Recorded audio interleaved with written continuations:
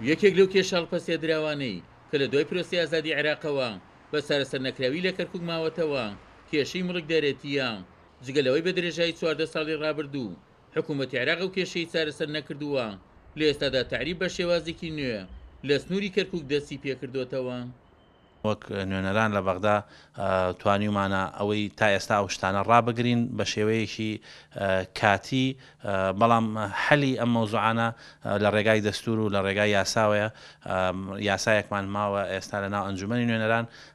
بەس دەنگدانی لەسەر ماوە بۆ ئەوەی ئیلغای قەراراتی مەجلیس قیادەی سەورەی کۆن بکە ئەوە زەویەکان ئەگەڕێنێتەوە بۆ خاوەنە ئەسلەکانی خۆی ئەمە بەنسبەت کێشەی زەویەوە لەلایەنێک ترەوە هەروەها و لەگەڵ وەزیری کشت و کاڵە قسە کراوە و ئەو عقدانەی کە بۆیان کرابوو لە ساڵی مانگی 12 2007 عفوا ئەمەش وەستێنراوە لە ڕووی قانونیەوە لە ڕووی ئیداریەوە ئەم شارە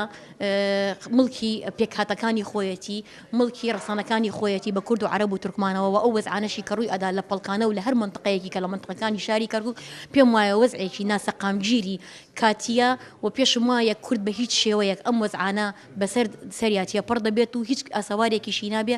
ڕاستە ئێمە کۆمەڵێک گرفت و وەزعمان بەسەر هاتووە ئێستا لەم شارە وەزعێکی نائارامە ناتەبیعیە نامنطقیە ئەسکەرتاریەت لە هەر شارێ لە شارەکانی کوردستانیش ئەگەر هەبێنەک بەس لە شاری کەرکووک بە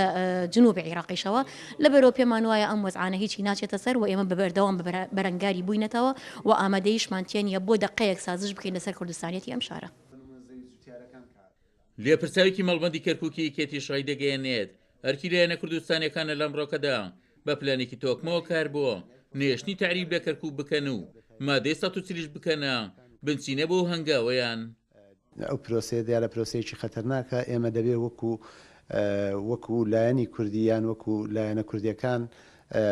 ترکیزمان لەسەرەوەی کە ئەو شۆنانە بدۆزێنە ئەو خاڵانە بدۆزێنەوە کە حکوومەتی بەغا ئیشی لەسەرەکە و دیارە ئەوان لە کەرکووکشا لە کەرکووکشا هەندێ لایەن هەیە هەندێک کەسایەتی هەیە لێرە بۆ پشتگیری ئەو پرۆسەیە دیارە هەماهەنگیان لەگەڵ بەغایە هەیە و ئێمە هەستمان بەوە کردووە تا ڕادەیەکش ئێمە کارمان کردو هەم لە ڕێگای کاربەدەستانی بەغاوە لە ڕێگای ئەندام پەرلەمانەکانەوە لە ڕێگای حزبە سیاسەکانی کە لە کەرکووکن و لە کوردستانان پێش بەو پرۆسەیە بگرین. حکوومەتەیەک لە دوایەکانی عێراق ئەگەر لە سەردەمێکەوە بۆ ئەوی تر هەوڵی خاوکردنەوەی تعریبکردنی کەرکووکیاندا بێت بەڵام دەستبەرداری و سیاسەتیان نەبوون و هەمیشە هەوڵیان داوە باری دیموگرافی کەرکووک بشێوێنن. سەرباریەوەی دەستور بنچینی بۆ چارەسەری کێشەی کەرکووک داناوە کە ئەو بنچینەیەش خۆی لە مادەی 130 دەبینێتەوە کەچی حکوومەتی عێراق کێشەکانی مڵکدارەتی لەم شارە چارەسەر ناکات. عومەر غەریب، کورسات نیوز، کەرکووک.